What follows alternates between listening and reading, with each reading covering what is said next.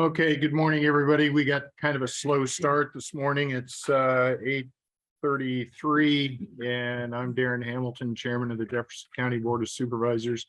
I'm going to call this meeting to order.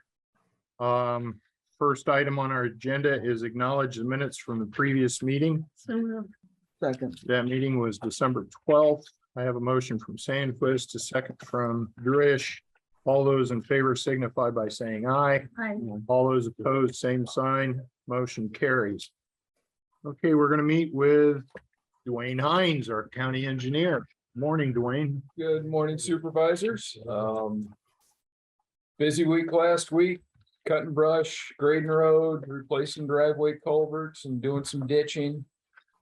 This week, we're trying to do our final push before Mother Nature shuts us down later this week from, at least if you listen to the weatherman, that's what we're anticipating. So we're cutting brush underneath bridges and doing some ditch work and just trying to get things wrapped up. Thomas and I went to the county engineers convention over in Des Moines last week, and How'd that go? it reinforced how stupid I am.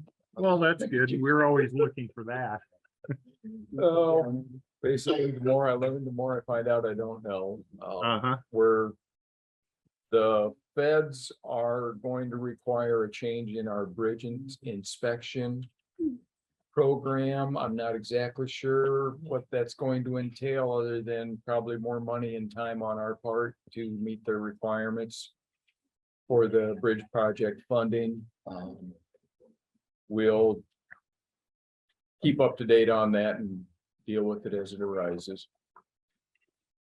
See, something else I found out last week is when we do road projects, we are required to bring the monuments and property corners that are in the road up to grade. So I've talked with Jason over at French Reniker to get that lined up. It's not a big expense over the course of our road projects, but it's something that we have to address to stay compliant with state regulations.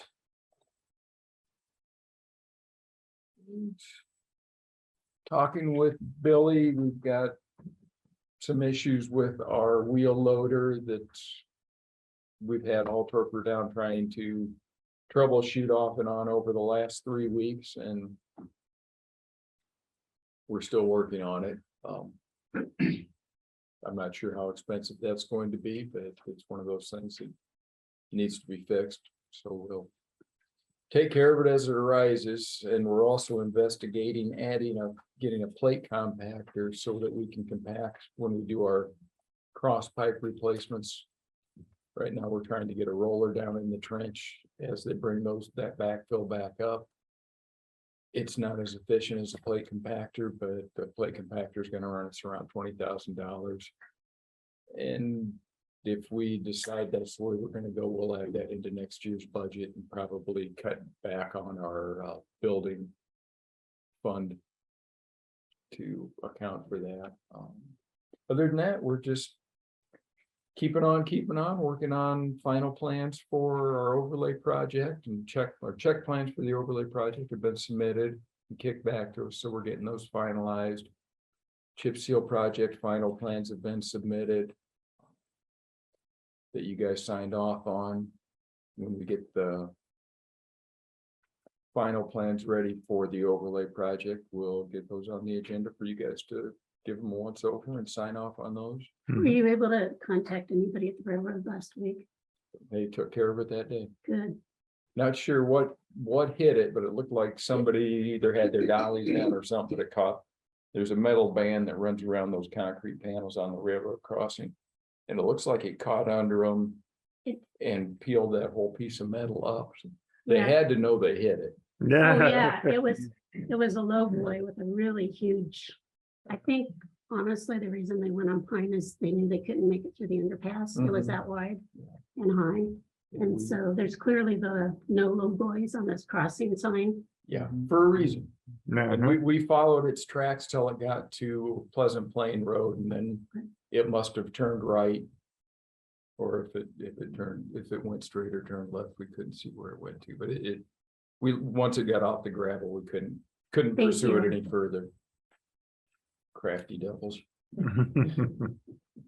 I think that's really all I've got for you folks. All right, thank you. All right, we'll discuss and consider new shelter structure in the Waterworks Park area. John Morrissey and Melanie Carlson. Can we step up? Yes, please. Sure. How about I get out of the way? Bring the poster up here too. and we can actually do it. Thank you for giving us a few minutes. Sure. We were in to talk to you about this 2 or 3 months ago, Right, and at that time, we were just bringing you good news that we were gonna get to make over a part of the Waterworks Park. As you're familiar with, the Waterworks Park is a hodgepodge of pieces of real estate, some of which are titled in the county, some of which are titled in the city. It's a historic progression. Some of it's out of the old Settlers Association and the Historical Society. And then it got merged into some things with the Historic Preservation Commission, which puts it over on your side.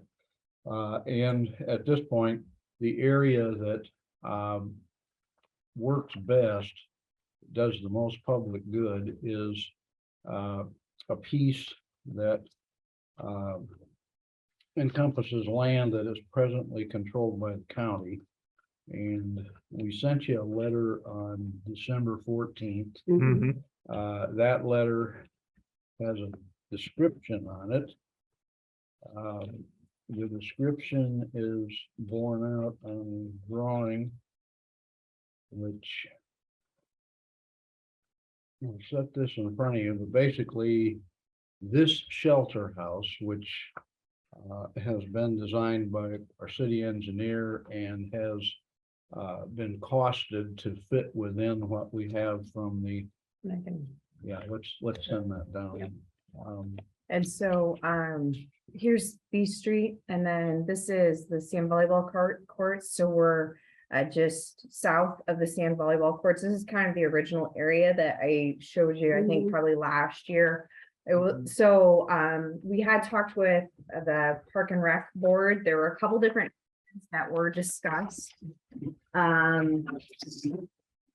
There was interest in several different areas, but then once we looked at the cross-country use for the cross-country use for the beach, proximity to the Bonfield cabin.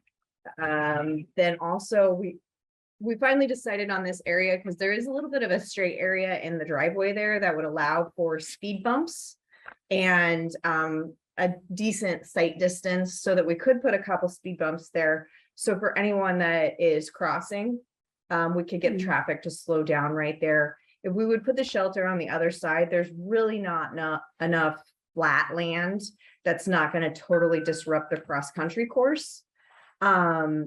And so we thought that was a good compromise to be able to slow the traffic down, but yet not disrupt the cross-country course. So it's still in the same area where we talked about before, but we had gone through several iterations of different locations before coming back to that spot. so where's the cabin? The cabin is about right here. Back behind. Yeah. And I know I asked you this last time, but you have connected with the Historical Preservation Commission. Yep. And so the picture that we have here, the rendering, so this comes from a metal building dealer. We're looking at a metal building, but looking at wrapping the post in a fake wood to give it fake wood and then a fake stone to give it that look. And actually I did talk with Leon Connolly, and he showed it to the group. They liked this. They had actually given me some different ideas to look at it, and they liked it. The ceiling then will also have that fake wood as well. So we want to try and give it some low maintenance for the Parks Department, but yet semi blend in with the area. Yeah, and I sent this to Pat and he said something about, and Pat chime in if you want to, eventually we would need to do some kind of easement probably. So Actually, what we're going to be asking for, because it is an outright bequest and it has to go through a foundation to fund it under the will, is we'd like the county to deed it to the city, this description that you're looking at that's survey drawn does include the easement in the area, doesn't it, Mel? Yeah, so this is the outer line. And it's a rectangle, and then it comes up here along the road. So it includes the area around the shelter and then the sanitary sewer. And the one thing I wanted to mention about the sanitary sewer is, so I'm looking at doing a low pressure sanitary sewer system, same as like what Lindy has. And so if there was ever any other development in the area, whether the Girl Scout cabin needed additional sewer, you built any other building out there, we could put, I think up to 5 additional pumps on this line and still use that same line. It's the E1 pumps, exactly the same thing that like we have, you guys, or that is at Lindy. They work really great in this multiple system. And so I thought that would be good. It's the city is very familiar with this system and will operate this pump at this station, but then again, it would allow for any future development in the area. Not saying that anyone's planning on it, but then it opens it up again, like I said, if the Girl Scout cabin needed anything in the future, or there was another building. Is there a map anywhere that shows all the hodgepodge of what the city owns and the county owns? So we could see all that? So the city owns everything on the water side of the road, Okay, and the county owns then everything on the other side of the road. okay. West side of the road. Yeah, until you get to, what's the subdivision down there? Royal Oaks. Well, Yeah. it used to be that the Old Settlers Association owned a park called Old Settlers Park. That went through that historic. So the progression of ownerships, the Old Settlers Association disbanded about 25 years ago. Then it was in the Historical Society wanted the Preservation Commission, which was more active and more capable, to have it. So it's been that way probably for the last 15 or 20 years. All of those things won't change as far as the way people are used to using it out there. This, I anticipate, will be used by Bonneville cabin followers. It'll be used by the Girl Scouts. It'll be used by the volleyball group. It'll be used by the beach group, cross country, the schools. So it's going to be generally available to the entire public. Calvin is here from the Parks Department because the city's going to maintain it.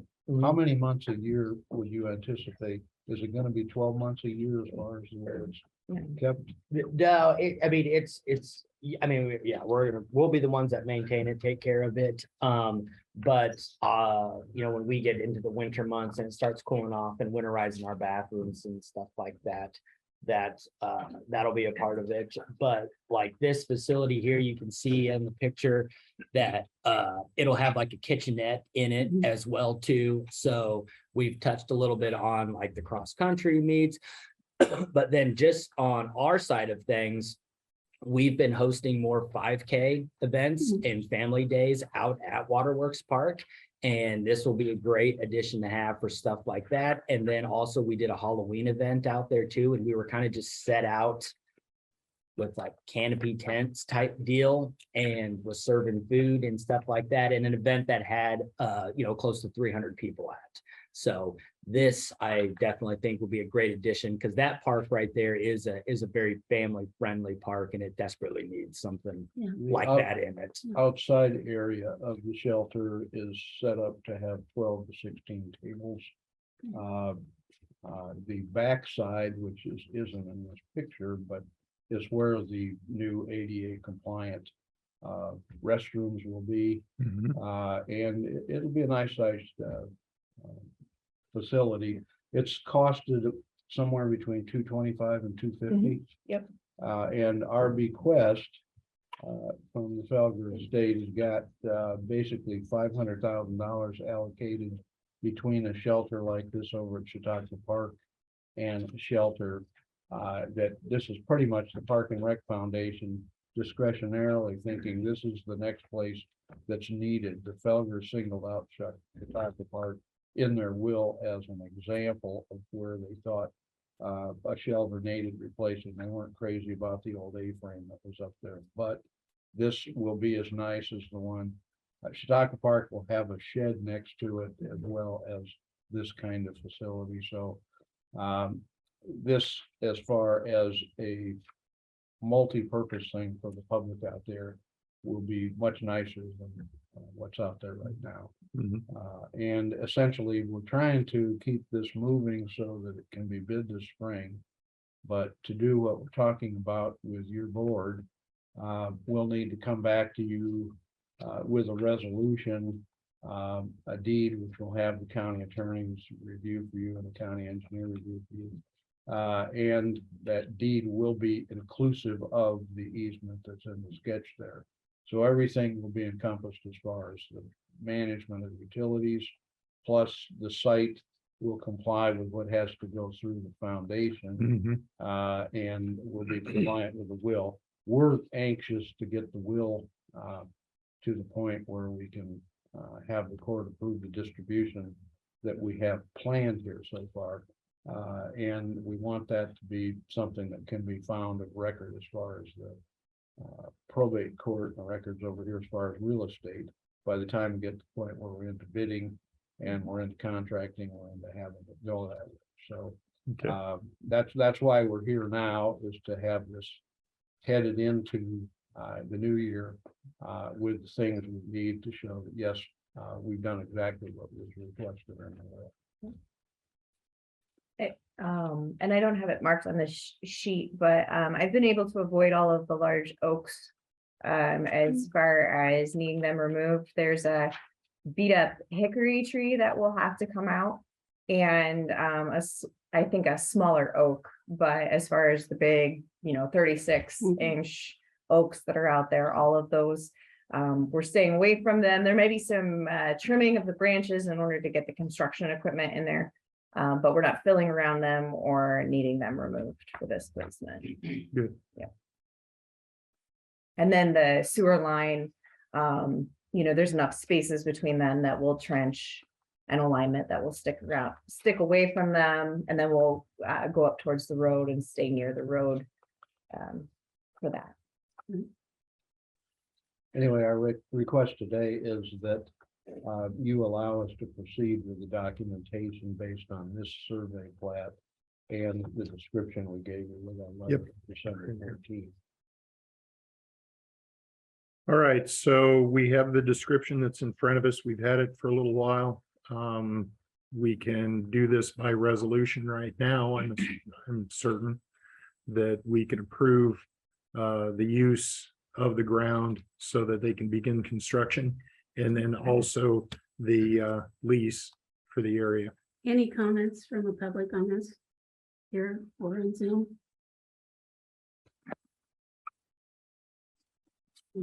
Just a nice thing for everyone in the community. Mhm. All right. And just know there will be plaques in both of the buildings for public recognizing their donation. Dedicating Yep. to the Felgers. Yep. That's good. We will recognize that the county and the city did this in cooperation, and that it's essentially intended for the full public use. Okay. I'll make a motion that we proceed with the documentation. I'll start them. Okay, I have a motion from Sandquist, a second from Drish to approve the lease agreement and then also allow construction to proceed out on the county portion of ground at the Waterworks Park. Let me back you off on that. for a minute, Okay.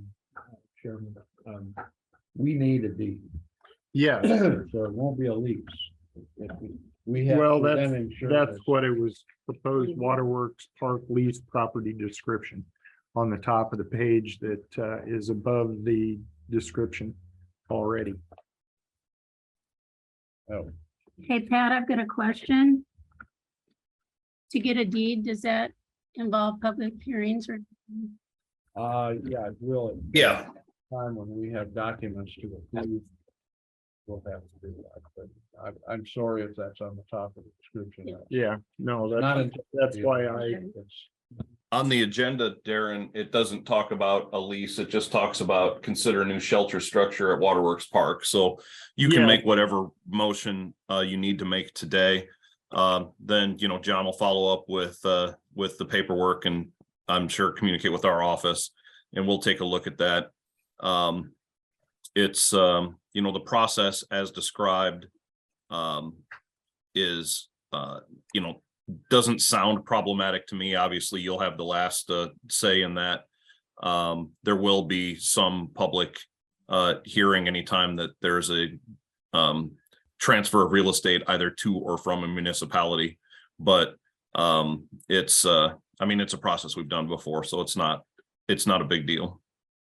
Yeah, this will be shown as a public purpose transfer between one entity and the other, consistent also with the cooperation of the 501c3 foundation and to fulfill this request. So that's all going to be in the documentation. You're right, we'll need a public hearing. The other thing that will be included in the deed is that the land that is transferred and the easement that is included in the sketch. In the event this ceases to be used for public purposes or purposes that comply with 501c3, it'll revert. So we won't do anything except public purposed use of the property. That reversion clause will keep the promise. Okay? And we've done, we meaning this particular board, I don't know, has done a transfer like that, but I have been involved in transfers like that. So it's, again, it's a procedure that my office is familiar with and we worked with John before on, and I'm not concerned about any of that. Okay, thank you, Pat. thank you, Pat. The city did this similarly over at Veterans Park here, kitty corner. And it's not anything that's particularly problematic when you're looking at park probably going to be using the same thing for the next 100 years. Okay. So you wanted to approve this, D?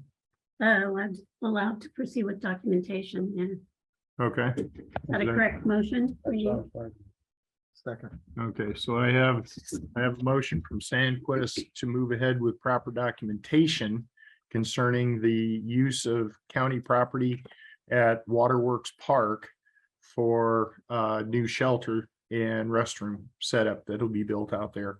I have a motion, second from Drish. All those in favor signify by saying aye. Aye. Aye. All those opposed, same sign. Motion carries. All right, so Thank you. thank you, guys. Thank you. We'll be Yep. back after you run it. With the engineers. Yeah. Yep. Sounds good. All right, thank you for your time. So we'll move on now to meet with Denise Ballard regarding retiree insurance. Would you gals and guys want to move up and around here to where we fit in?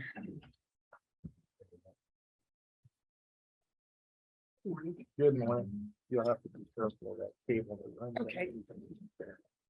So, all right, we'll start off with Denise.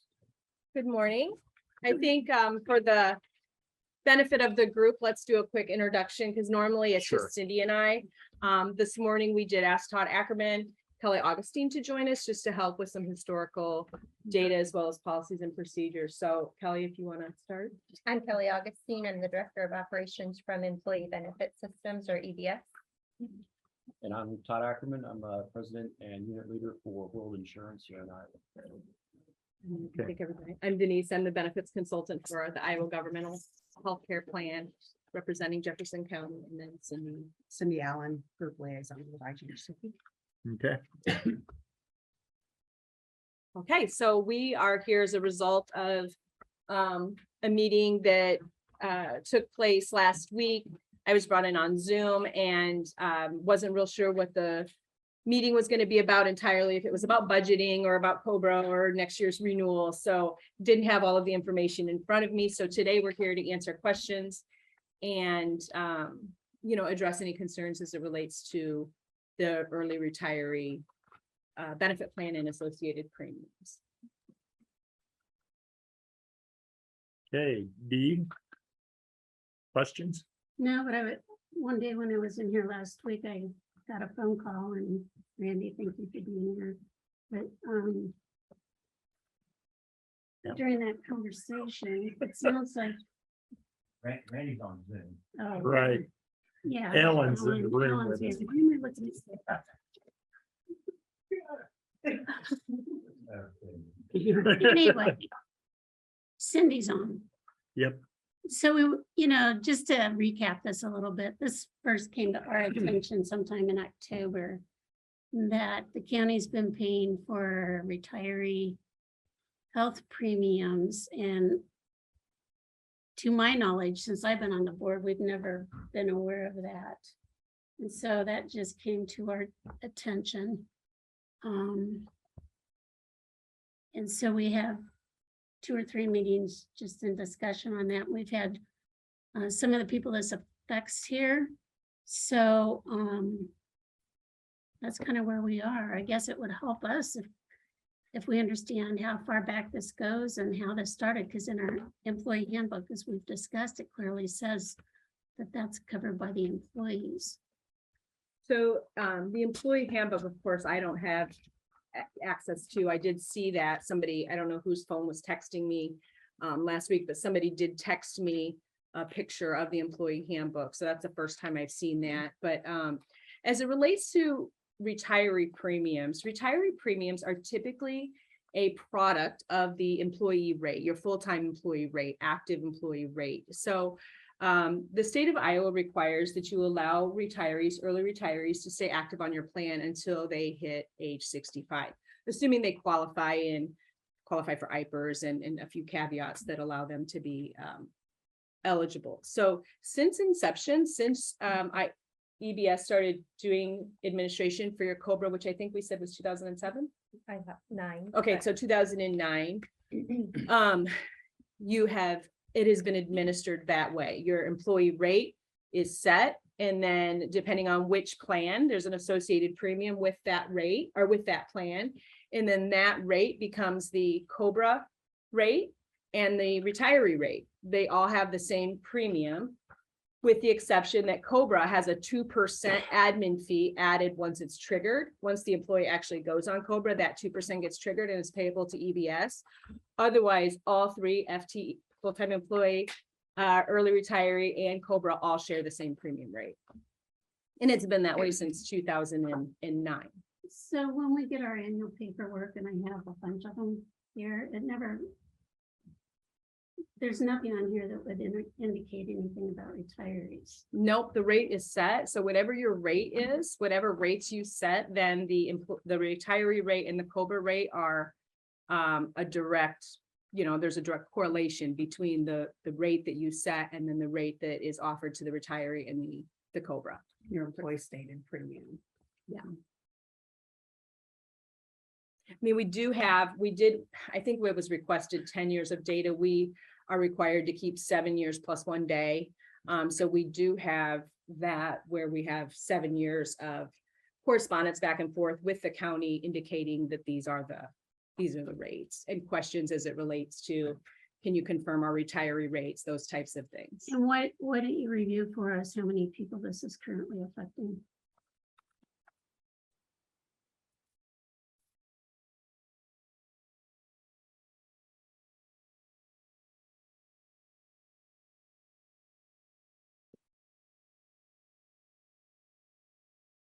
Just medical? Just medical, or dental and vision as well, or? All of them. Do medical first. Okay, We don't need names. right.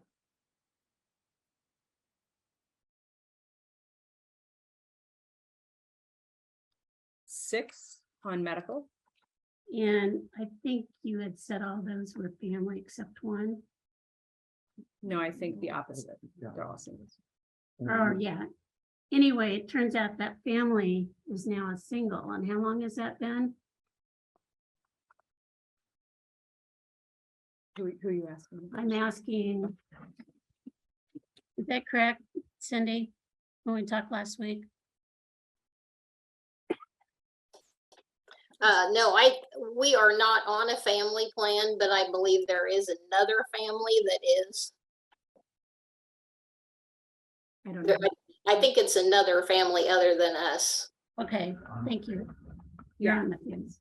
Okay, thank you. so they're all singles in one family. Okay, and I see, yes, we have her as a single.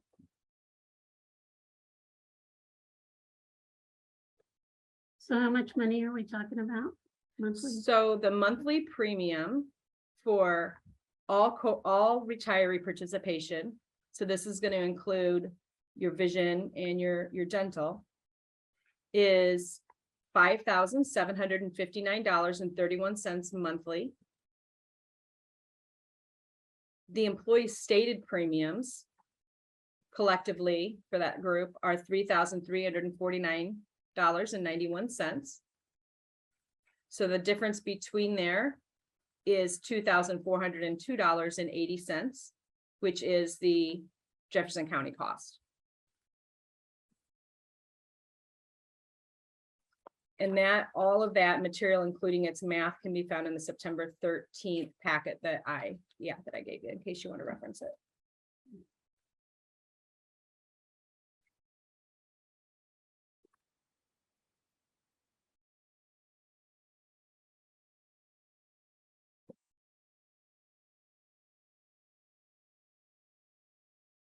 Comments? Yes, Denise, could you please explain why those 6+1 folks were in this situation? When our handbook stated we were not to be charged that. So the handbook They is, were not to be, sure. they had to assume the cost. Sure.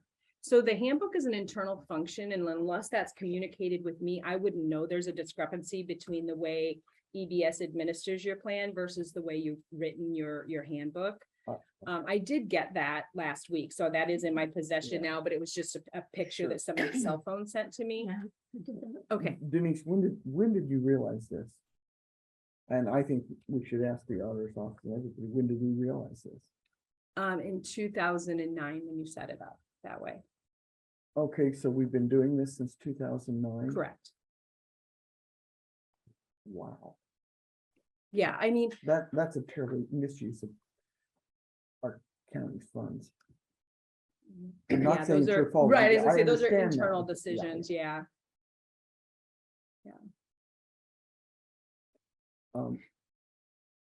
Scott, when were you guys aware of this? Well, there's a lot to be said on that subject, but. Yeah, because the it didn't awareness happen overnight, exists and yeah. always- Yeah, I realize that. Right. But I want to fix it. But in I don't want terms, it to happen of what again. what the county boards of supervisors, and it hasn't always been you three. Sure. So there's been a number of different decision makers. So I think if we can go back and look off, back through history, I think that, I know there was a point in time where the amount that you were charging or stating your premiums before your time, before you three were on this board, there was a time when the premium being stated or charged to the employee became less than what you were being billed from the carriers. So can I, just for this Okay. conversation, I want to refer to those as fixed costs, okay? Okay. So there's fixed costs that you're going to be billed regardless of what's going on inside your plan in a 12-month reoccurring basis. Your rates reset every 12 months. You have the opportunity to reset them. So there was a time where you were charging the employees or stating that premium to the employees exactly what you were being billed, which it consisted of fixed cost and variable cost. The variable cost being the claims that are in your partial self-fund portion of your plan. And then we got to a point where there was not an interest in increasing the rate to the employees. In other words, we want to leave that premium rate exactly the same and just take a 0% rate increase. And I have that here somewhere. Bear with me. Oh, here we go. So in 2005, from 2005 until 2007, your rate remained the same. There was no increase. You did do one increase in 2008, and then you haven't increased your rates since 2009. So your rate has stayed the exact same to the employees since 2009. So as we get renewals from the insurance carrier, those fixed costs increase. And we have to bill you for those fixed costs regardless of your claims. So it got to the point where your fixed costs were exceeding what you were charging your employees. And I think that's where, if you wanted to make changes to match your handbook, that's probably where you should have said, okay, our handbook says anything over the, the fixed cost, we're going to be billed to the retiree. And so, if you wanted to change the way you were doing it, that probably would have been the timing to do so. But like you said, that didn't happen. So going forward, if you want to change the way you're administering your COBRA, or your retiree premium, that's an internal decision, and we're just going to follow your lead. So at the end of the day, I'm going to give you a rate, and these are the rates that you're going to be charged, monthly from EBS. And then how you cost share that with your employees is up to you, but I'm going to deliver that rate. Once you guys make those approvals, then I deliver that information back to EBS, and they administer what you approve. What are other counties doing as far as paying for retirees? So all counties operate their early retiree administration in the same way you do. The differences, or the exception is that the other counties are stating that the employee rate as the employee rate is the real rate, where you guys aren't doing that. Which we've had several work sessions the last couple of years to work toward that, and that's Yep. something that this board wanted to address this year. Sure. So we need to keep having discussions about that, probably first part of January, maybe, Sure. for that piece. Yeah, and I think when I was here last, I had built a couple plan design options that Yeah. would help you get there. That could or could not include dropping the wrap, depending Since on we'll what be you- having a new member, can you resend those so we can get that to Mhm. them?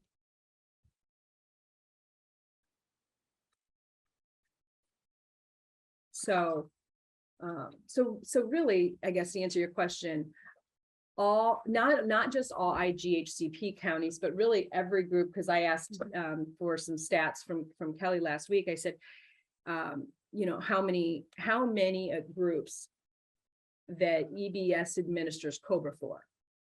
Are you administering a different retiree rate than the employee stated rate? And the answer is 0. So everybody uses the employee stated rate to dictate what that retiree premium is going to be.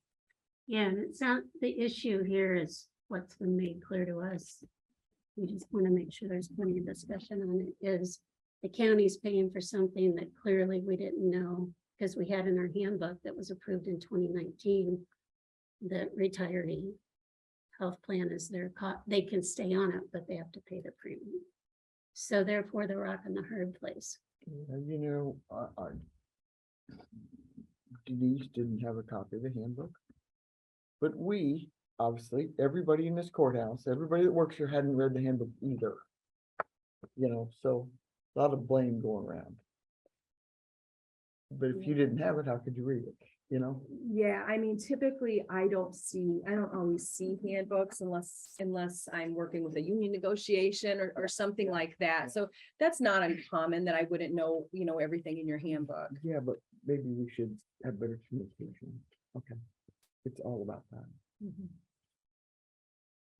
I just go back to the folks that are, the 7 folks that are involved in this. Sure. And that's where I always. So what are you thinking for solutions? Well, I don't know, it's a tough one.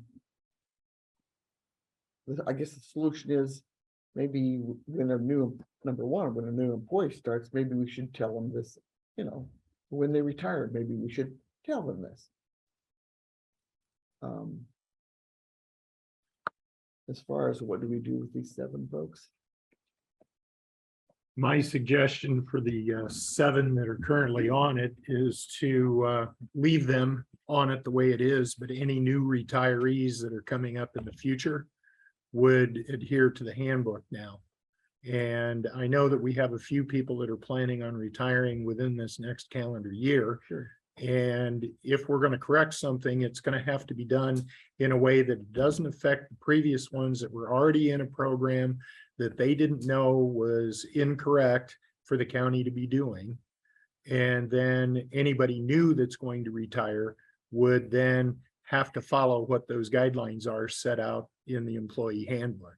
So for a while, there is going to be some people that are still going to get the full benefit of what's going on here. And the full benefit is what? We're paying all of their insurance for the time, from the time they retire until they're 65.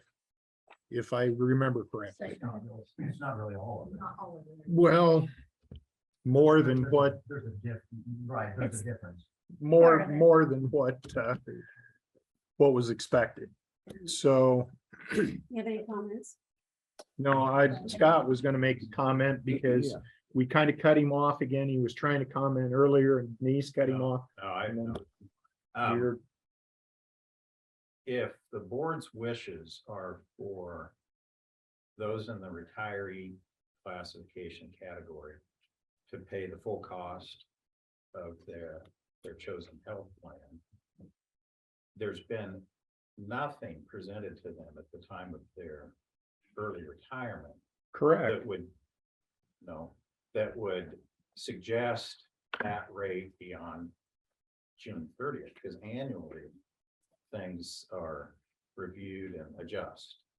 Mhm. So I don't, if the board is saying, yeah, we got some guys that are 60, they don't have to pay any more cost for the next 5 years until they're 65. I don't think they went in to EBS's retirement department and left with that understanding at all. They weren't misinformed in that sense. I don't know what I wasn't in the meetings, but did the retirees learn from EBS that this was going to be a fixed cost, not ever adjusted until age 65? Is my understanding of what my rate was when I retired in 2021. But yes, if that annual benefit might be increases kind of like we dealt with in Little River Working. But it would be the same off the rate sheet, just like. But the rate sheet could change. None of the employees, It would these guys could pull the But it would plug be the on. same to me as it is for you. Yeah. Okay. I didn't. It was thought that they were told something entirely different. Just a comment from Cindy Atwood and Randy here. Like Scott said, we were under the understanding that the rate would change each year, just as the employees were adjusted, and we would pay the same rate that the employees have been paying and would continue to pay. But that rate would be adjusted each anniversary year. So is there a problem with what I had said about leaving the current ones that are in this retirement plan right now with this extra benefit that we seem to be paying for, which is what this question is all about, until they're through the end of the time period that they can stay on that? Because right now we're talking about people that may be 60 years old going all the way till 65. But anybody new starting, if they retire after the first of the year, going to a change that would be made at this time to allow them to be more informed of what's going on as well as paying what the proper amount ought to be. You know, Because, Darren, I'm sorry, go ahead. I'm just sitting here wondering, how many people has this really affected? I know it's 7, but how many prior to that? So this is All of them. right. That's how many it would have affected. Would have been all of them. 2009, I think that's what I thought. Heard. Yep. Yes, Chris. So I guess whatever you guys decide as a board, that's totally up to you. I just want to make a comment as an employee, if I can, to maybe alleviate some confusion for those other people that are wanting to retire in the next few years before they're 65 and become Medicare.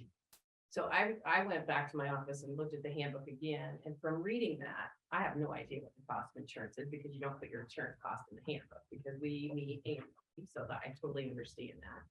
So, and I was at the meeting in October, Denise, when you were presenting, I can't remember if you were Cindy, but anyway. So we got a couple different things that we're dealing with. We have COBRA, which is one thing. We have early retirement, which is another thing. We have an employee, which is another thing. But then it gets all jumbled up.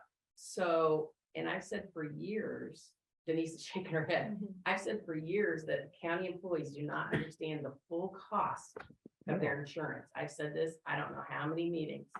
We pay a premium. The county backfills it to the self-funded portion of the insurance. So let's just, for numbers, I pay $500 for a single plan. You guys are going to pick up the other 5 or whatever it is. I'm not paying that full cost, what it costs to insure a single person. And I think that there's a huge disconnect across the board with what it costs for insurance in this county. I've said that for 15 years that I've been here. I'm not belaboring the point, but I think there needs to be better communication. So when you do retire or are thinking about that, we're not surprised and we're not having this conversation again. So for me, and when I'm doing patient education, you have this cost for a full employee, you have this cost for if you're going to COBRA, and you have this cost if you're going to retire early, if you're going to draw your IFRS. All of those things are encompassed. I don't even know how long I can draw if it's set up someplace, because I've not got to that point. So if I retired at 60, then I can do early retirement until I'm 65, unless that's changed the Medicare age. So I don't know how to explain that. I get confused and I work in healthcare, okay? But there's got to be a better way to have a conversation, so we're all in a comprehensive mode of education and payment Chris, and I responsibility. totally agree with that. Yeah. But today we're here to talk about retirement benefits. Well- Not that everything you said isn't right, but today it's retirement. These folks came all the way up here. It's I all appreciate your encompassing, comments. though. It's all about communication, Chris. Yeah, I know in some past meetings that we've had on this, we've talked about maybe starting paying their insurance until the 1st of July. Any comments on that as opposed to forever till 65? And I'm looking.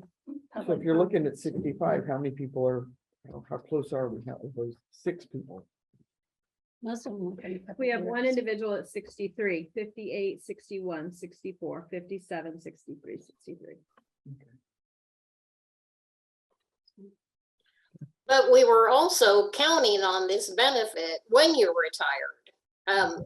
Absolutely. Those 63 and 64-year-olds maybe wouldn't have retired if they hadn't known they were going to have this benefit. And at that age, how are they going to go out and get a job now to recoup that? That's just, it's just not a good thing to do to employees that have been there for 30 or 40 years. Cindy, that's a very good point. Thank you. Yeah, thanks, Cindy. And that's why I suggested what I did, Mhm. that we continue with the retirees that we have. But one of the biggest problems in all of this is that for more than 12 years, we showed no increase Yep. to employees for their cost of insurance, but the county continued to pay those increased costs, even though we didn't send anything back to the employees. So it sounded good to the employees, but it was not very good sounding to the taxpayer here in the county to do something like that. It was a very bad choice to make that decision at the time as it was. And my understanding that time was back in 2012, 2009, somewhere in there that's unrelatable to this. So the county has always taken on more and more and more over the years of what we're giving the employees for a benefit, but not reflecting that back to the employee or the public in general. Correct. So kicking the can down the road. Yeah, kicking the can down the road, making someone else in these positions do this and become the bad guy, so to speak, in all of this situation. So again, my compromise was if there is going to be a change, leave the employees that are currently in this program the way it is operating now until they get to their age 65 or whenever this was supposed to end. And then any new employee that retires after the first of the year goes on to a new program, which more accurately reflects the cost of insurance as a whole for an employee, rather than continuing to say, oh, the employees don't have any increase and they can be happy with that. But the county then doesn't need to take on all of that other. The employee is going to have to come back and start paying more on their insurance. And yes, it's going to cost an employee more out of their pocket. Yes, that means that any cost of living increase that may be recommended by the compensation board would be eaten up by the increase in the insurance on an annual type basis. All of those things are going to become true after that point in time. So I really think there's a lot of discussion that still needs to go on with this, but as far as trying to rectify something from the past to apply to people in the past, I think that that's just not good. It's not a good business practice. You need to at least continue to do the same thing with those employees that have already retired because they've become very dependent upon it. They knew that they were going to be dependent upon it when they retired, and that made their decision easier, that they wouldn't have to go out and get their own insurance after they retired, like a lot of places make you do. So whether you retire at 58 or 67, they'll make you pay that if they're doing COBRA just for them, or if they're extending their insurance, their employee insurance, because that's what this is extending their employee insurance until a particular date. Yeah, So- less the allocation. Right, less the allocation. Denise, I know you read the ages, but I just want to make sure I've got it clear. Everybody's under 65, correct? Correct. Because the expectation is once you reach 65, you have another option. Correct. And I think it's important to understand, though, as we've gone over the past decade, costs have increased to either the taxpayer or, in our case, we held the line for the employee. For instance, the family premiums, the cost has shifted from 55% taxpayer, 45% employee, to 75% taxpayer, 25% employee. But there's a lot of counties, a lot of private employers that pay at those levels. Some counties pick up 100%, so you're at 75. So the taxpayer is in the range of acceptable cost. There's no question about that. It's just gone from the employee, the stable situation, to being picked up by the employer. But those are your percentage ranges. You'll see them everywhere. Any comments from anybody online or here? And I know some of the affected employees we've heard from. Parents plan, because I like to see if they make the change as the next person on, they have the facts and numbers to make, they got the information as to whether they're gonna retire or not. Because when you plug at that, and all of a sudden, I'm looking at $1,000 pay cut because of my insurance thing. Right. Well, that's like I students said, well, can I have my job back? I mean, you know what I'm saying, that Yeah. you have to have the. Most likely.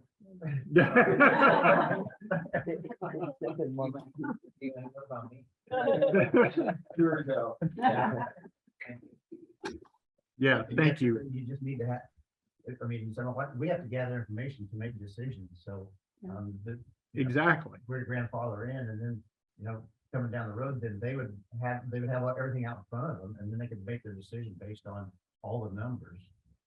Mhm. Lee, any comments? Only, obviously, it's a board decision.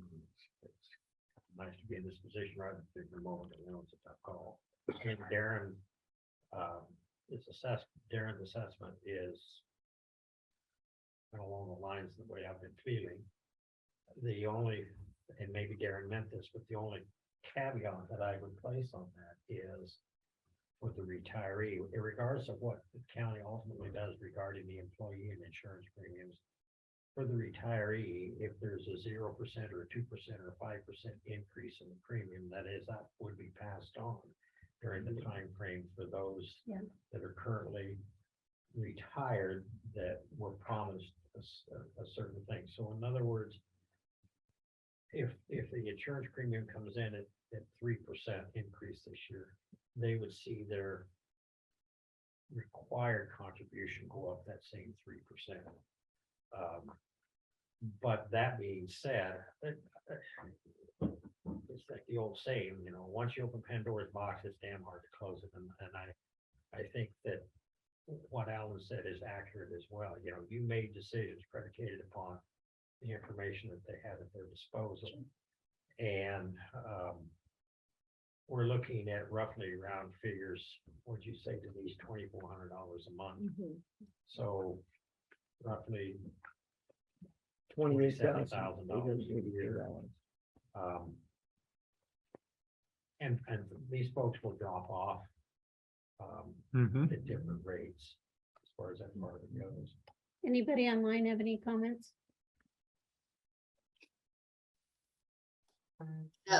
We certainly agree with what Darren said, that, it's what we were planning on, and if you can grandfather those 7 employees in, I think that would be fair to those employees that base their retirement on that decision. Thank you, Cindy. Okay. So are we making a decision one way or another today, or are we going No, to? it's that a on there to motion? make a decision. Is that a motion? It's the next agenda item. Okay, that would be on Discuss the and next consider. agenda. Okay, Okay. You want to make a motion? You do it. doesn't matter. I would make an motion that we retain the current retirees, the 7 that we're talking about, at the conditions that they were explained when they took retirement. And then anyone after the beginning of the year, 1st of January, start to look at what a new program would be for them. And making sure that they get the proper information so that they can make a valued decision on early retirement or continuing in their job until they get more stable. Can I make a friendly amendment? Sure. That it basically be the first part of what you said, grandfather those in, but then we actually follow the handbook Mhm. starting January 1st. I just think it's clear because it's pretty clear in there. Yeah, we should always follow. And that handbook was approved in 2019 and everybody got a copy. Okay, so I've made the motion with the friendly amendment. I second that motion. Have a second from Drish. Darren, Yes, Pat. why January 1? Can we do it Okay, today? we could do it July 1st. It Well, I'm, doesn't really matter. No. It's if you don't do it immediately, then it's going to continue itself on because somebody could retire between January 1st and July 1st. Why don't we I start? understand that, but I guess what I'm saying is, I don't know if there's anyone out there contemplating retirement, in the next 2 weeks, right? But if the goal is to eliminate the having to expend these sort of additional funds for additional retirees, then why isn't it effective today?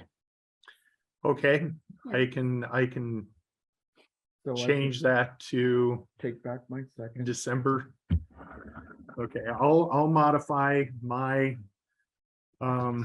motion to change it from January 1st to December December 19th. 19th. at 9:30 in the morning. Very good. Okay, And you I second, second that motion. okay, so I have a motion from Hamilton, a second from Drish. All those in favor signify by saying aye. I, Aye. Aye. All those opposed? Motion carries. All right, well, thank you very much. I just want to make a clarification as well. Yeah, I mean. Today, things have been stated and now going from this way forward, it's gonna be a certain way, but you folks. Need different paperwork apparently in order to achieve that. But yeah, because I wanted to clarify, so the retiree premium, to follow your handbook. Yeah. Would be all premium are all health insurance fixed cost. Right, because the retirees are not gonna be paying their claims, right? They're just gonna pay, you're not gonna charge them for the PSA. So I think- go ahead. Let's Today think you about- don't, today you don't use a claims component as part of your stated premium. So you spend about, the county spends about $170,000, give or take, annually on the claims that fall between the Wellmark plan and the employee plan. And those costs are not part of your employee stated premium. Therefore, unless you make a different decision, they will not be part of your retiree premium. Just wanted to make sure we were all on the same page. no. And my question is, because, and this is part two, and we're not talking about this today, but since Okay. that came up. So we have talked about doing away with the 509. We've talked about that for years, literally, and doing it like the rest of the world does it. So if we did that, how would that statement apply? So the 509, I don't think is addressed in your handbook, is it? No. Yeah, so I don't think you'd have to amend your handbook. If you don't give your employees the $509, that really doesn't have an impact on your insurance cost from our perspective. We're going to deliver you the same type of material. How you cost share that internally is entirely up to you. So some people will have their Wellmark premium plus the partial self-fund. You said that's 160,000 a year roughly. And they'll split that amongst all of the employees And they used to make be that that way, yeah. into part of the premium as well. Okay. that's Right good to now, know. I believe you just fund your account as we need money to pay the partial self-fund, and that's not built into the rates. So we're gonna need to know, Okay, is that part of the rate or is that just something separate still? good question for which I don't think we're prepared for an answer today. However, when we meet shortly after January, we need Well, to. but if it's changing today, like the motion just approved, I have an employee that called Christy Reed last week and asked what his rate will be. I need to know that. Mhm. So just to clarify then, so yeah, the whole increase We're is going to gonna be get that. passed on to the potentially retiring employee, but we don't arbitrarily know what that is at this moment. Right, everything is, See, that's what I'm everything's saying, a it's all product of your fixed comprehensive. rate. Yeah, It's all everything's a encompassing. everything is a product of your employee stated premium. Yeah. So, And again, I'm gonna go back to what I said 20 minutes ago. The employee doesn't truly understand the cost of the insurance premium that they're responsible for. and not to get too far off topic, but like this is your guys' menu, right? Everybody in this room is very familiar with this form. Absolutely. So if you're an employee, you're a new employee and you look at this form, it says, medical plan 2 is a $250 deductible. Premium is $453. We all know the premium's not $453. The premium is $741. So the difference between that 453 and that 741 is that kind of that backfill we've talked about. Because you started charging the premiums under what you were being billed. So that differential kind of has to be addressed in order for us to set the retiree premium appropriately, as mentioned by Kelly. Okay, so. For clarification, make sure I try to state this correctly.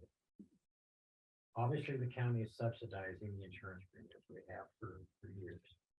But at this particular moment, let's use Mark. If Mark retired tomorrow, if there's no county subsidy and he takes either the single or family plan, no county subsidy, what's the premium? That's how it has to be billed. Well, So, I mean, so in other words, right, but, yeah, I can't, I have that answer if you don't include claims as part of your premium. Right now, you're not including the claims, but, if you want to include the claims, then we are gonna have to go back and reallocate that $170,000, you know, divide that by all of your participants, and then that becomes part of the premium, and I don't have that today. well, it would seem to me that, and I guess if we're talking about the claims,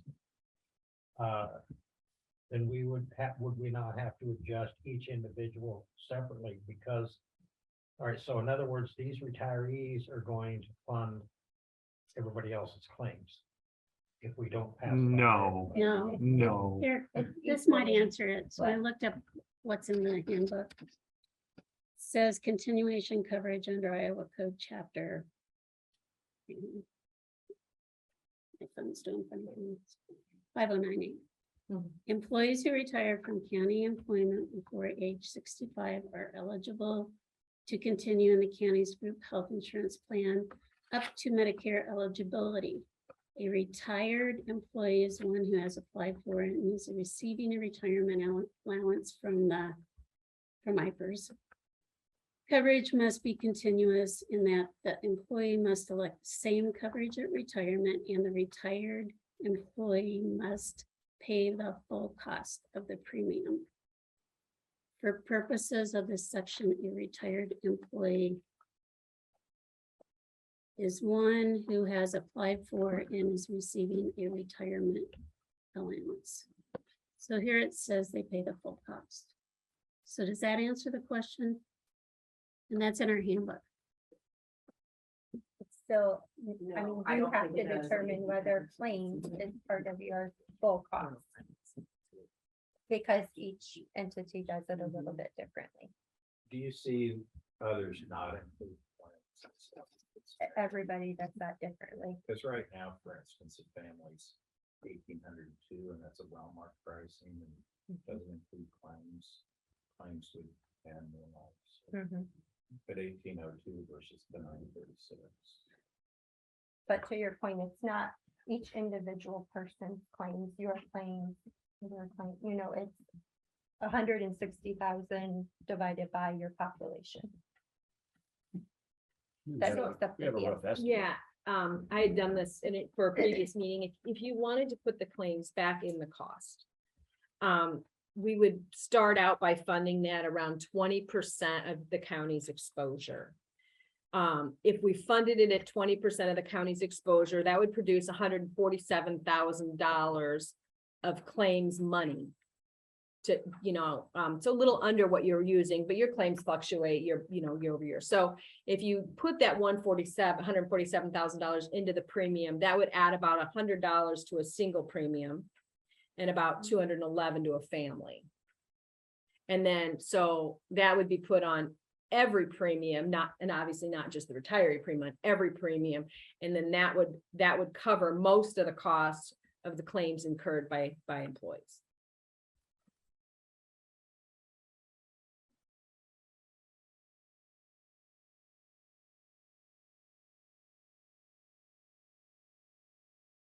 I believe at one time, and again, I'm with Dee, I think this is probably a separate meeting, but at one time we were able to produce those premiums for you, say, this is your single cost, this is your family cost. If everybody goes to one plan, drop this $509, produce these premiums that are, you know, stating the premium rate at real dollars. If you paid 100% of the single and about 80% of the family, I think we were coming in at very similar cost. Correct. Only it was clear. It was Right. easy You know, to you understand. That information, Right. and that's what I want you to resend, so we can get that to the. You bet. And the other things that we've talked about is maybe doing a little increase in the deductible or something. All that helps. But we haven't. Yeah, that's another time.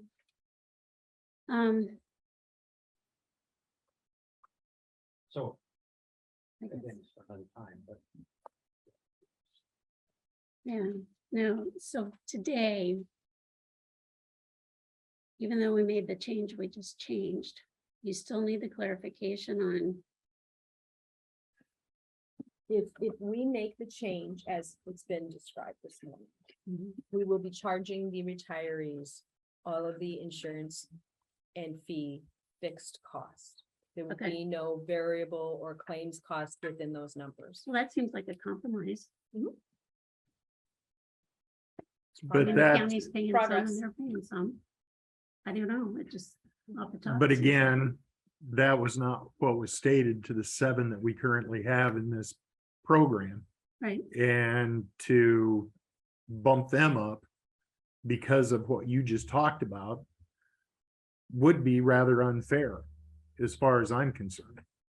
To do something retroactively to a person is detrimental to what they had planned on and what they had budgeted for the time period that they were going to be in between when they retire and when they get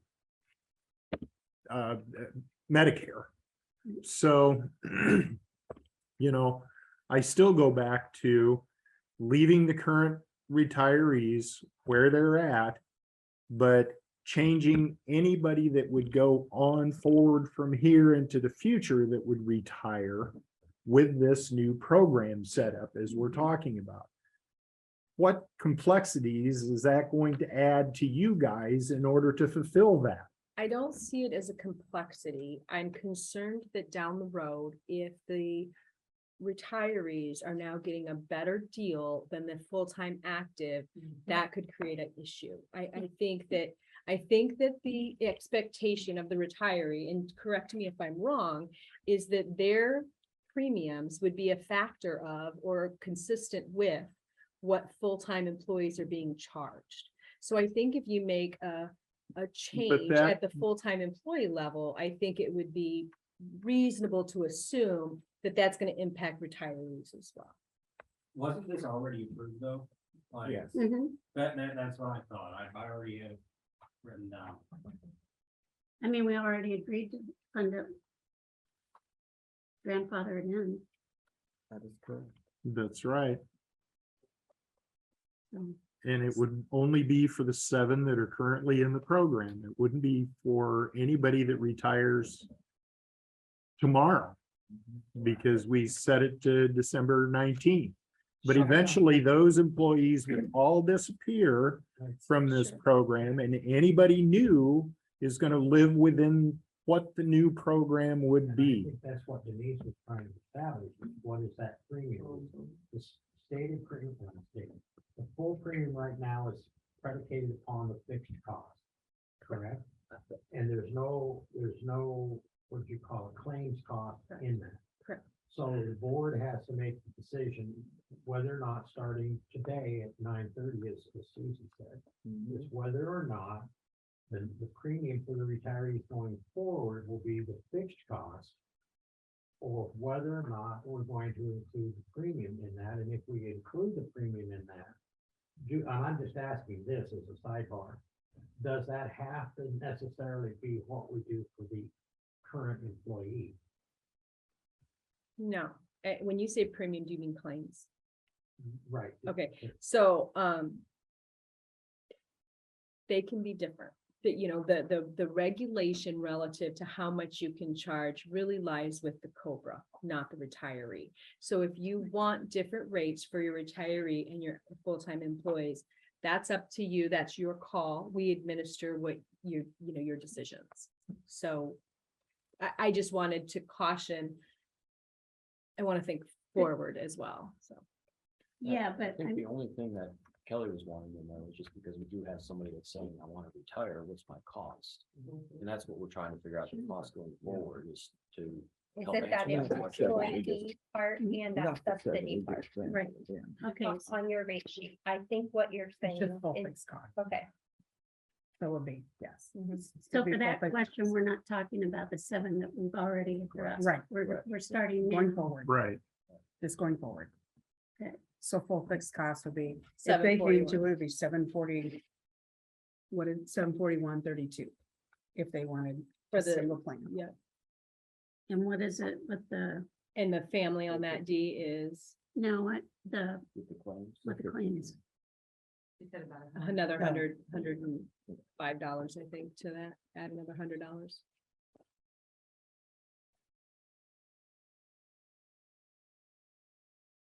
And do you want to know the family? Sure.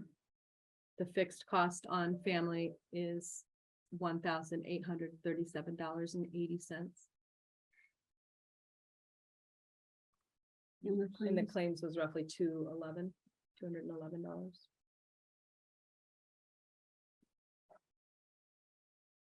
So one more time. What's EBS's understanding of the 7 retirees grandfathered cost That, deal? we we would go- keep them on the fixed cost rate of just the employee premium on the rate sheet. And is it, And then if it changes increases into the because of future. Wellmark, they would get that 2%, 3% increase each year. But is, If you are raising the employees, that 2 or 3%, right now you don't raise the. exactly, Right. right. Keep the employees the same, the retirees will stay the same. Right. Right. If the employees go up 2 to 3%, then the retirees will go up to 3%. And I think because it is so different, probably we'll get it A rate sheet. and have it memorialized. signed. Yeah. I'm definitely sending something out.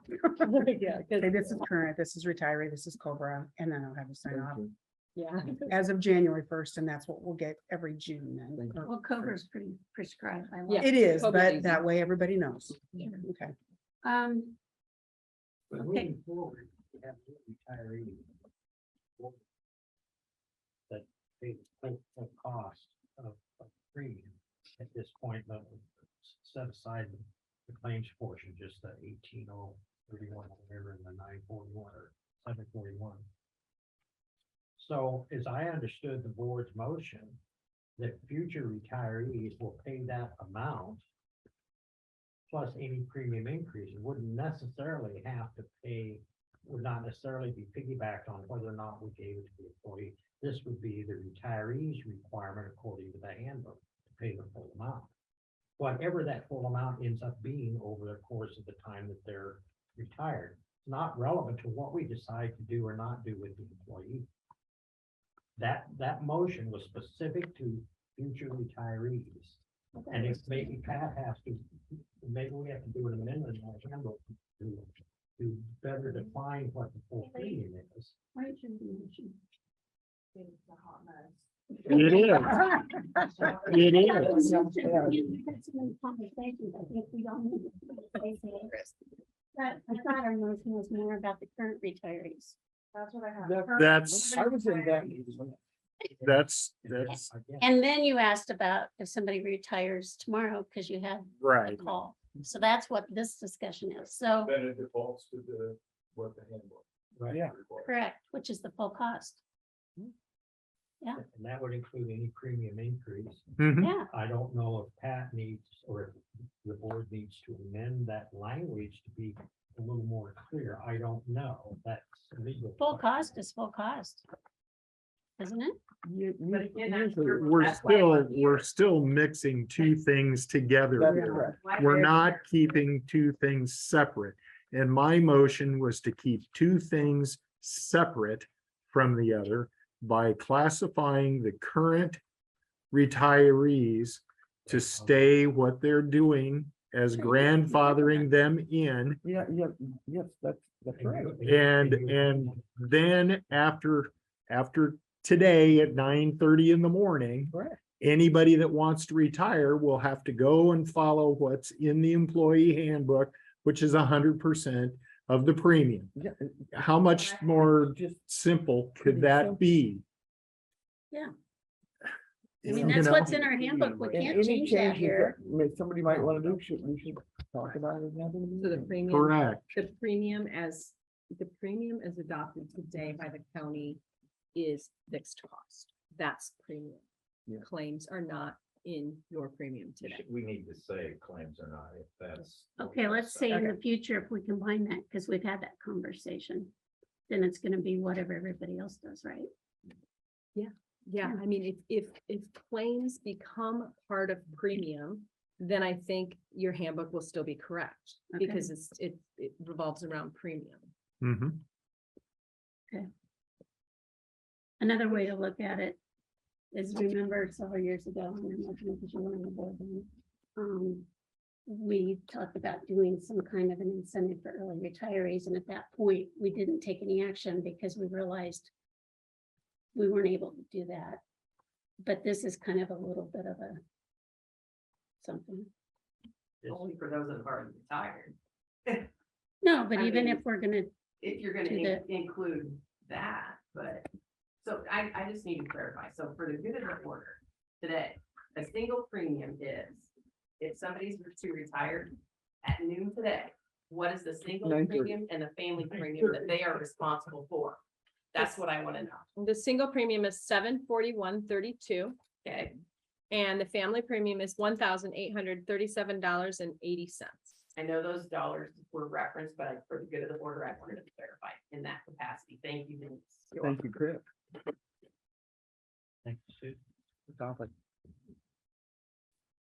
now just to further complicate things, but since we're discussing this, another potential caveat, if we wanted to, and this is just for the sake of discussion, do we want to cap that at a 2, like they always get the premiums? Well, I guess if we make a change to everybody, that would apply to everybody. But I was gonna say, as far as the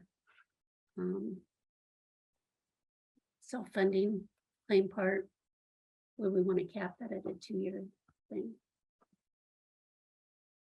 And then That's after good that, retirees. future retirees. I'm just asking a question since, I think the object today was to deal with these guys. I think this is another conversation for Okay. another day. that's fine. I agree. So, So we have what All we need right. for today. So, all right. Thanks for coming. Thanks for the donut. Yeah. All right, we're gonna go on to make committee reports. Susie, did you have any committees? Just a second. Thank you guys for coming. Thank you. hey, Pat, do you know if Chauncey's coming? Chauncey has a very busy district court morning, busier than normal, so he Yes. intends to come if he can, but no guarantees. Darren, let's wait just a second. Yes. Why don't we take like a 10-minute break? Yeah. Okay. We're gonna take a short break while we clear the room here.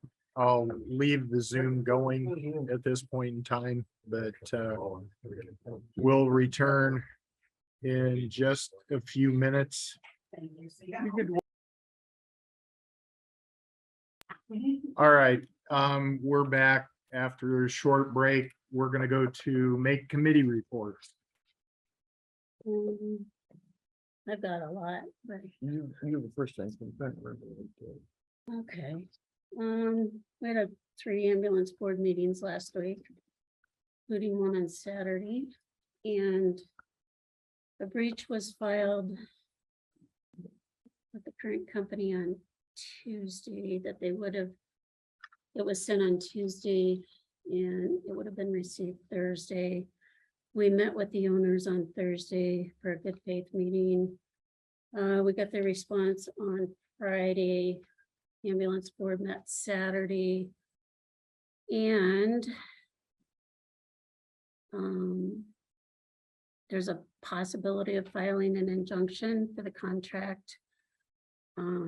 Each entity is going to go back to our respective boards, meaning hospital, city, and county, for approval of up to $30,000. Clearly, we know that insurance costs have gone up and staffing costs have gone up. And our goal is really to have CARE complete their contract. So that's the gist of that. Darren, I have none. You have none? I have some more. Um. Hang on, it was a Right, busy yeah. week. Do we need to recap of that? Oh, mental health. So mental health was interesting. We did our annual report. Ryan, who is our CEO, is now also going to be interim CEO of Southern Iowa Mental Health, which is the 4 counties just west of us. Mhm. And part of the reason is their CEO worked part-time for their Wapello County as general assistants and CEO of that region. And she's gonna go work for, I believe it's Molina, the new Medicaid group. So they asked Ryan to come over. So as part of that conversation, I asked a simple question, which was interesting. So do you see this same in your crystal ball this way? Is the state looking at combining us eventually? And it sounds like there may be some unofficial that in the future, the MHDS regions could align with the judicial districts for the most part, but we'll see where that goes. And that's nothing set in stone. That's just, I'm reporting from a meeting. I just thought that was interesting. And the 988 number's doing well, and they were really working on having the responses come down to resources by the counties and areas in need. That was kind of some bumps in the roads initially, but there's been a lot of positive work on that. So, and they're also, the Veterans Crisis Line is still working. And there were a couple of representatives there from the VA that work with mental health. And I had some ICAP questions because they keep calling or sending things, which I sent to the board. And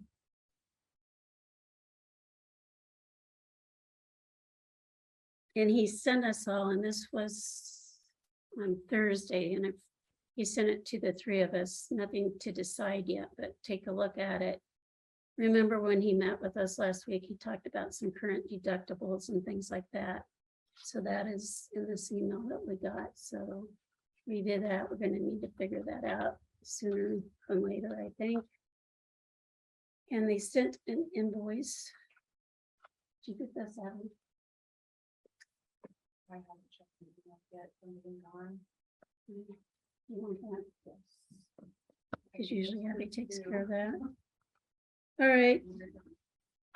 Oh, and here's the whole thing with the covered vehicles and everything.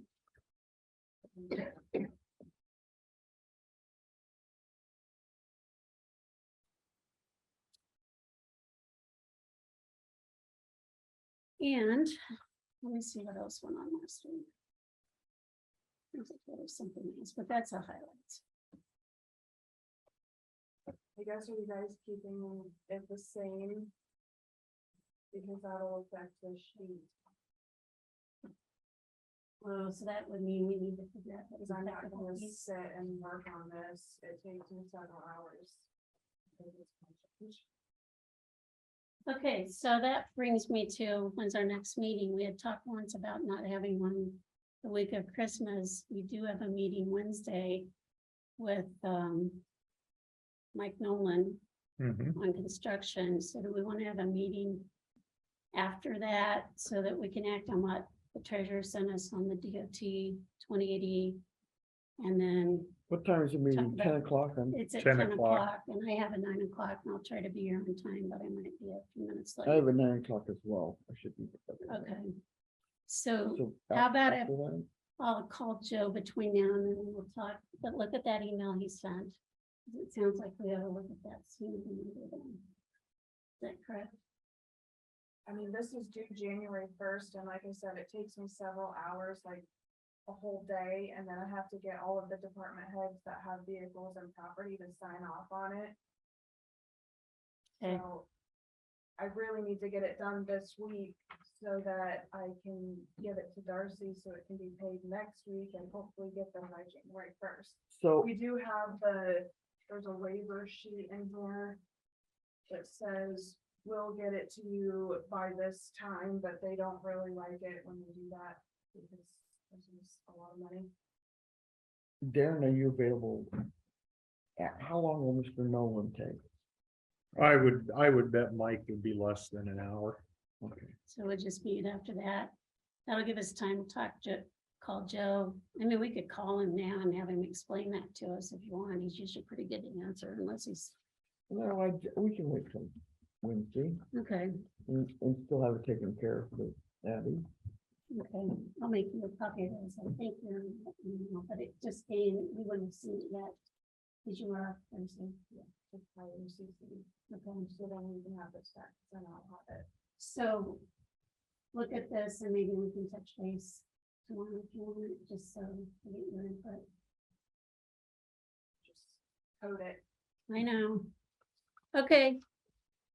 I do believe that's it. All right, so we want to add at 11 o'clock on I Wednesday. wouldn't put a time, I just say meet after Mike. Cause I don't think he'll take the whole lot. He usually doesn't. So D, you're saying the agenda starts at 10, we meet with Mr. Dolan, and after that, we do. We do the 2080 agreement that the treasurer sent. and I think So we then- probably have a copy of that for DOT. And then we, This agenda will have to change though, to Yeah. add that verbiage underneath. Meet Yep. with Correct. Mike Nolan, then meet with is that 21? Joe Venz. Do that. We also need to find out from Mr. Venz if he's available to be met with at that time. Either that or we'll talk to him sooner. Yes. So, Well, we should note so we can put it on this one. right, And then Well- we're gonna make a decision that day, because then you give an action item. that's right. That's the other I thing. guess you can put it on as an action, and if we don't take action that day, we'll meet next week. So we'll get Listed it as done. discuss and consider. So whatever the DOT 28E thing, I'll add that. And then meet with Joe Benz and then discuss and consider ICAP insurance. Either meet with Joe Venz or discuss and consider ICAP insurance. I don't know if Joe will be here in person. Would it be a good time to also I don't set know a if, like, public hearing for the if you have any structure? The Waterworks Yeah, Park, yeah. setting a public hearing for that. I think the city is responsible for setting the public Okay. hearing Okay. for that. not But the if it's our county, but They land, would be then- they would include us in that because it is our land. Okay. I think you're gonna have So- to wait till you have a deed and all. Okay. that. Exactly, I think you're right. exactly. So, Just a question. We'll set a public hearing when Pat tells us to, correct, Pat? I'm only half paying attention, sorry. The public know. hearing on what? On the deed that we talked about this morning. Oh, yeah, we, once we get that paperwork, we'll schedule, I think we have to schedule a public hearing on that, and then act on the deed, but it's, you wouldn't schedule anything until we get the paperwork. right, and that paperwork has to come from the city. Right. Yeah, they said they're preparing it, so I mean, we're looking at January is my guess. Oh, and we had ACT last week and Chris. Thank you, most of it Pat. Was the community health assessment, needs assessment, mental health. Yeah, that's why I'm still sitting here to give you guys an update. Give us another update then on that. What? Yeah, I attended that. Go You ahead. want me to go? Yeah, that's what Dee said. So, Darren, do you want to give your reports and then I'll go? no, go right ahead. Okay, so yes, we had our second Alcohol and Tobacco Coalition Community Health Needs Assessment meeting. Our students will compile that data. I do have a meeting set up with the hospital partners the end of January for their community health needs assessment meeting with their employees, and then we're gonna roll stuff out to the community as a whole. I'll meet with elected officials and city officials. It's very similar: housing, access to jobs, decreasing, recidivism. Is that how you say that word? Going back to Mhm. jail. Recidivism. What we're gonna do as far as that looks. So, and keep in mind, this is not something that the health department is going to fix. It's just to get everybody on the same page within the community to identify the gaps and what we're doing well. Lots of great information with the mental health services that are provided. Rayanne and Sandy were on there and Bart was on there. So that was a good discussion point with mental health services. And I have to say, Dee, I'm gonna agree with the state in this instance, where if they're looking at regionalization, with mental health and the judicial map, that makes sense. Because it's all encompassing, mental health, the judicial system, and working with the jails and incarceration. So that's what I'll say to that. That's probably several years in the future, but Yeah. who knows? But at least there's talking about it. It makes sense to build here. Oh, wait. And right now, those fit together except for 2 counties. So for the most part, out of 15 counties, that's not too bad. I'm done. Okay, I went to the 8th Judicial District meeting last week. It was held over in Ottumwa at the halfway house. And we had all of the counties were represented at it. They had a special presentation of a leadership course, graduates that they have. It's a course that goes on over the period of the year. Each one of the students are tasked with coming up with different ideas on how processes can work more smoothly within their departments. And it was a very good program with that this year. Towards the end of the meeting, I was thanked for my time on the board for the last 4 years and the work that I did to try to help them get the building improved over here on Jefferson, and using the contacts that I had to make that happen, because previous administrations weren't involved in doing that very much. They kind of left them hanging out there. You have to deal with the people that own the building and take care of it and try to work out their leases. So they were really pleased that I was able to do that, and their building is in really good shape now. But they're also disappointed that I won't be around here to help them do that more in the future, which I thought was pretty nice. And there's only 2 of the supervisors that were on that board that will not be back for that board this coming year, that didn't get reelected in their offices. So after that, I had a Rust Board meeting over in Mount Pleasant. So I left from Ottumwa and drove straight over to Mount Pleasant because that meeting was at 12:30. We're still looking with the Rust Board on some problems that we're having collecting money from one particular community, which is not in Jefferson County, but we're having problems with that. And it's becoming more and more of the Rust Board doesn't want to be the holder of a note as if we were a lender to that community in order to keep them afloat and everything operating. There's some other bigger problems with pump replacements and work in another city in southern Lee County that is on the Rust system, that the initial design for it, which was done many years ago, was inadequate for what's going on out there. They're burning up pumps all the time. Water doesn't flow the directions that it should flow. So they're looking at some bigger changes with that community as well. I'm trying not to say the names of the communities because it's detrimental to them as well as the Rust Board when it comes to discussions with this. And then Friday, I had my Southern Iowa Crime Commission meeting, as well as the Southern Iowa Detention Services meeting. The Detention Services meeting concerns the facility down in Montrose and what's going on there. And they had budgets for the upcoming year that was put out. Pay raises were asked for several of the employees in that group that work at the facility down there. And that was included in what the meeting went over and was approved. The Southern Iowa Crime Commission did a very similar thing. There's usually not a lot of discussion that goes on at the Crime Commission. They only meet twice a year, June and then December. And that's mostly to approve the budget for the upcoming year before it gets, while it's